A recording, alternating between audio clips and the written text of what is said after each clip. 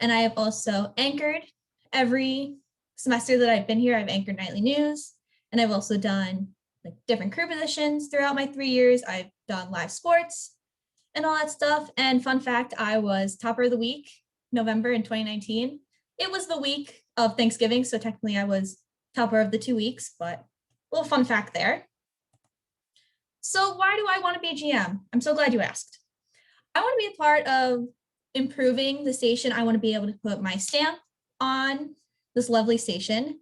And I just want to be a part of helping the next generation move on and help them get better and better. Like I said, I want to pass down the knowledge I have and will learn as GM to make sure our station is always in good hands.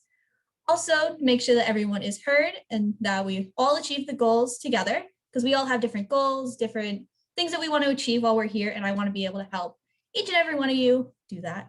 And also, I love WTOP. I did want to share a little story about when I first joined TOP. It was fall 2018. I am a freshman, first week here. I go to the meet the department night that they had, and we all split into our different groups, and I was with the sports department. And at the time, it was Brittany Cairns was our sports director at the time, and our VP of prod was Jake Piacenti, if you guys know who they are. And during the little meeting that we had, Brittany was saying that they had a field hockey game that week, nobody to call it. So I raised my hand and I said, I know field hockey, I can help that. And that's where my TOP journey began. I was able to call 2 hockey games that week, and it just grew from there. I love being a part of the station, and I love everything about it. So I just want to start with some goals that I would have for next year. I want to increase involvement post COVID-19. I know that this year has been hard to get people to join because, we're not in studio. We're doing things very different. So I want to help increase the involvement. After, hopefully next year, we'll be able to go back to a little bit of normalcy. So I would like to help increase involvement. I put on the bottom the first sentence of our mission statement, which I'll read is WTOP10 TV's mission shall be to provide hands-on experience and training in the field of broadcast television for the students of SUNY Oswego. And that's what I want to have. I want to be able to have our hands-on experience back again. So creating more involvement for everyone to get back in the studio is the first thing I'd want to work on. I want to increase communication between all departments. There is a lot of departments in the station, and I want to make sure everyone has great communication skills. Everyone is hearing what everyone else is saying. Just make sure everyone kind of knows what's going on. And like I said, to start our shift back into an in-person organization with involvement, trying to get as much hands-on experience we have. And also I want to do office hours because I want people to come to me, use their voice on what they want to go on during the station. So being able to have office hours once a week, maybe even twice a week, will help start letting me hear anything that you want to see happen. So first, I want to go on to the goals of each department and what I would like through them. So for HR, I want to continue to build an inclusive community. I want to make sure everyone is involved everywhere, and having HR, promote things on Instagram, promote through our social media, send out our newsletters, making sure everyone is involved and included is one of the top priorities. Also, to continue the build of our strong social media presence. Our social media, especially our Instagram, has turned this past year, been beautiful. I love what has happened with our social media. So I just want to continue to build the strong presence that we are using. And I want to have more outreach to our students / tables and MCC once COVID allows. If you guys remember having, different clubs and organizations have their tables in the little Murano hallway, I want to be able to start doing that so people can come up, talk to us, because we have our involvement fair and we have our general interest meeting. And then after that, I haven't really seen many other more outreach to more students. So maybe having tables throughout the semester so more people can come in, throughout the semester, join whenever they feel like it. Because maybe when you're a freshman, your first week, you may not want to be involved that much. But once, you hit the middle of the semester, you do want to get involved. So more outreach towards our students to get more people involved. For finance, I want to expand our sales department. I'm going to be very honest. Finance is probably the one I know least about. So I want to start to learn more about what goes on in there and expand some things that once I learn, I want to be able to branch out into different things. I also want to work on ads with other orgs and the community. I know that the media orgs are starting to do with ads and all that stuff. So being able to do it with them, and then even also go out to other orgs throughout the campus and reach out to our community, trying to sell ads, putting our name out into our community. And to continue to be smart with our budgeting, I know that TOP has a big budget, a strict budget, and I want to make sure that we are being smart with what we are putting our money towards. So for operations, movies on demand, I know has been one of our biggest things that we've talked about in every, general interest meeting, GM election. And I just want to go through movies on demand, see if there's a way we can see what people aren't watching, what people are watching, maybe put out polls to students and be like, hey, what kind of things do you want to see on movies on demand? We'll try to get that for you. So look through that. Our website.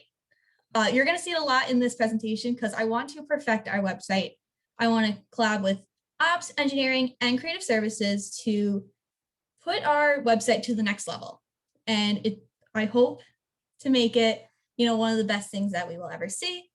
And then also to help improve our streaming schedule. As in streaming, I mean with our OPs and all that stuff, being able to make sure there's a strict schedule on when things are supposed to go on, make sure everything is in order, and just to improve it just a tiny bit. Creative services. I want us to keep up with our amazing graphics that we post on social media. As you see the one on the side that they posted today for the GM elections, they've been doing such a great job with building these graphics and making sure they look absolutely beautiful and that they're putting on our social media. So I want to keep up with that. I want to hopefully have Adobe workshops. I know there's a lot of people in the org, including myself, that isn't perfected with Adobe, like Photoshop, Premiere, all that stuff. So being able to have little workshops, even if it's virtual, in person, whatever the case may be, being able to have people learn more about what is going on through Adobe, being able to know how to use it, first of all, and being able to help the creative service team with anything they need by learning Adobe would be very helpful. Also, like I said, collab with ops and engineering to improve our website, being able to build a beautiful website that people would love to go see and find our content. And then also collab with finance for potential ads, building the ads that we want people to see, making sure they're amazing and that they would want to reach out to us. So just collabing with finance for any potential ads we will see in the future.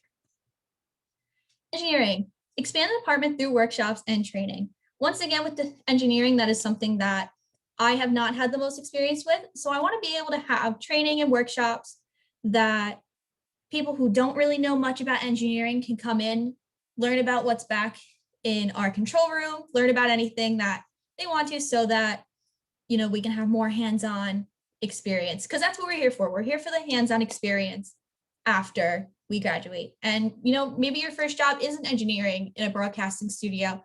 And if you don't know what's going on back there, you're not going to get the job. So being able to learn what's going on through workshops and training will be amazing.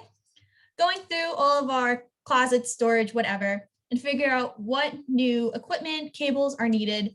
And if there's anything that we don't need, kind of put to the side, but then find out what's new, what we need, and just to make sure our station is just getting a little better with the equipment that we do have. And then once again, collabing with all the other departments to improve our website.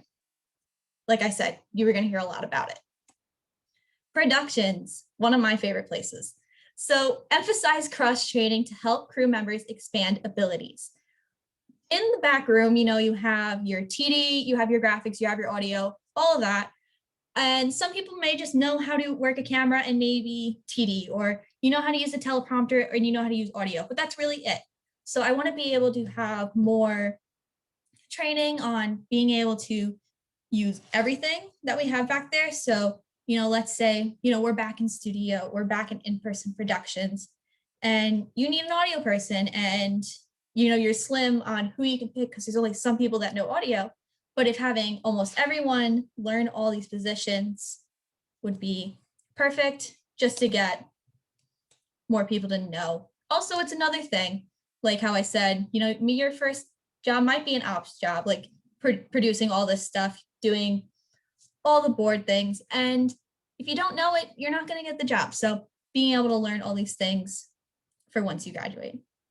And then starting to shift back to in-person productions. If that means, we can't have as big as a crew as we need for when we're back in studio, or we have to limit how many people we have in the office working, or even if we had to move some people into the office, you can do computer stuff there and then have only the people you desperately need in the studio. That would be perfect. Just starting to shift back into in-person productions. We say this every year, more away game broadcasts for sports. We've done it before in the past, and I think that it's something that it's really great being able to know that we can go out there, go to different places and have all these different broadcasts. So being able to do that again this year would be amazing.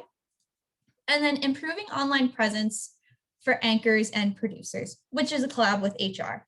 So with anchors and producers, for those who you don't know, you have to post on social media during your broadcast that night. So like for me, I anchor Tuesday Night News and I have to tweet, "Hi, we are doing news tonight. Come catch us. This is what you're going to see."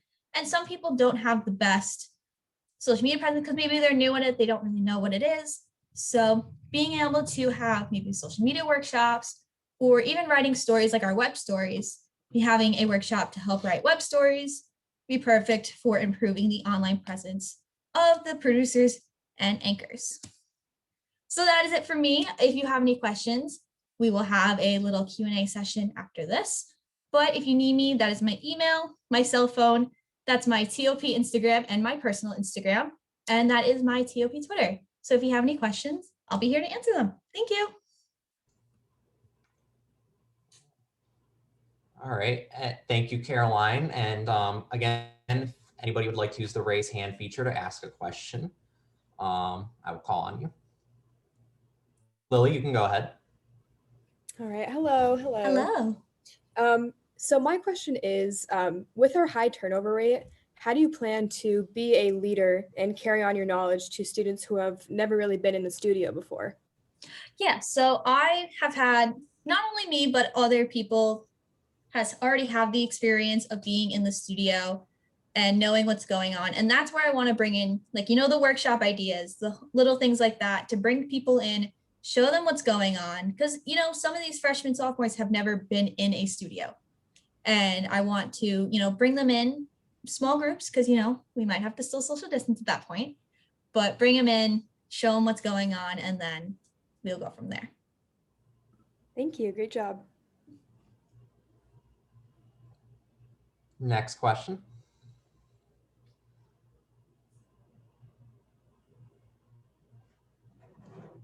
Eric, you can go ahead. Okay, hi. So my question is, with engineering, a lot of the board, with the exception, like pretty much the entire board now is graduating. So I know you said you wanted to get more people involved with engineering and workshops. Do you have like a specific idea of what you would do? Or like, would you be willing to have other departments that might know some engineering things to help out until there's more people on the board? Yeah, 100%. I mean, like I said, I don't know much about engineering, so I probably wouldn't be the one hosting the workshops myself. I'd definitely be there to like also learn, but for people that are in engineering that know what is going on, we'll have them come in, show them different things, and then we all learn together, I guess. Okay. I also have another question relating to that. So go ahead, Eric. So I know there was some like issues with reaching out to alumni. I know there's a whole big thing last spring. Would you be willing to like reach out to alumni, like including people that are graduating this year, to like come back and help? Because there's other stuff that we weren't able to teach. So would you be willing to like reach out to people and have them come in and help, or somehow get connected with? 100%. I mean, I want to bring as much knowledge as we can to the studio. So even like you're graduating, right, Eric? So like, since you're graduating and maybe you didn't have the chance to teach as much as you would hope, I would definitely, reach out to you. Anyone else that is graduating, even if it's just like a year, come back, come teach if you can, even if it's virtual, in person, whatever, come back, and do what you hope to do this year, you can do next year. Okay, I'm satisfied. Thank you, Eric. Anybody else?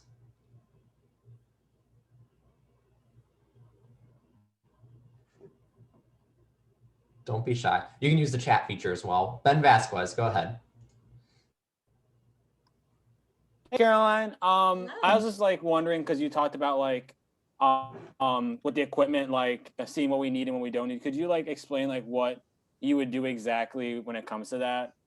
Yeah, I would bring in whoever is in engineering, and then we'll go through everything, see what works, what doesn't work, and then, if there's some things that don't work and we need more of them, we'll try to look for the best option and then put in a request to order those. And then the things that maybe we don't exactly need or like they don't work well, either keep them around, maybe, donate them or anything if we don't need them anymore. Because I don't want things to just pile up back there and, it's going to be hard to find things that we don't need. But for things that we do need and we need more of them, we'll start putting in requests, seeing what we can do and all that jazz.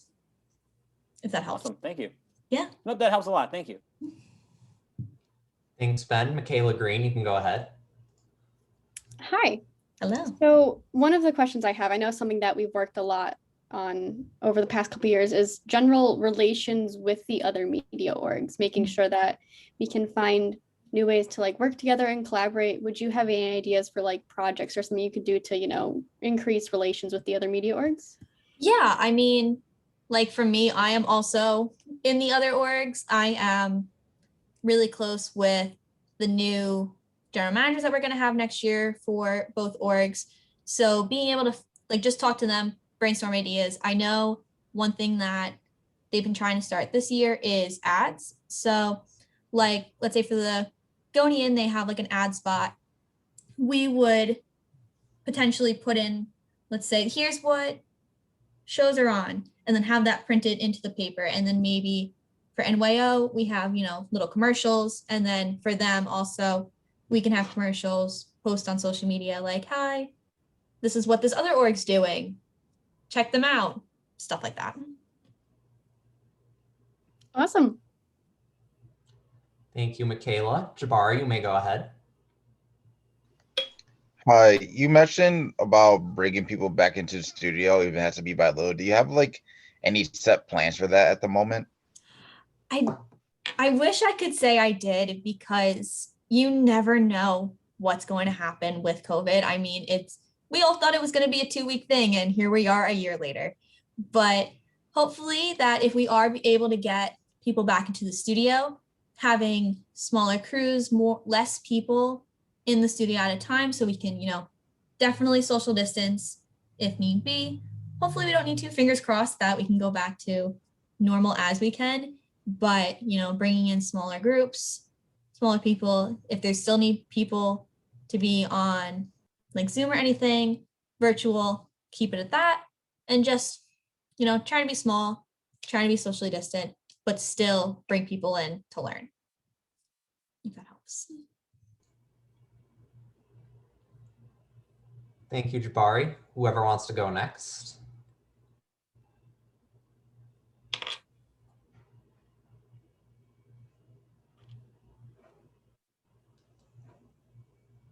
Any more? Give anybody a few more seconds if they're still thinking of something.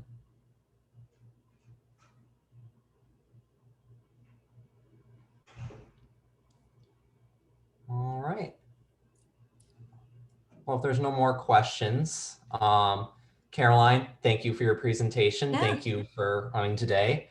And you may now leave the Zoom. Thank you so much. And Yeah, oh yeah, nice clapping emoji, MJ. I thought she was raising her hand. Thank you. Do you need me to come back into the Zoom after any moment, or? Nope, you're good to go. I might text you afterwards though. So. Yeah, no problem. Sounds good. Well, thank you everyone for listening to me, and I hope everyone has a fabulous night. If anybody wants to stick around, they have any general comments or anything they'd like to make, let me just stop the recording really quick.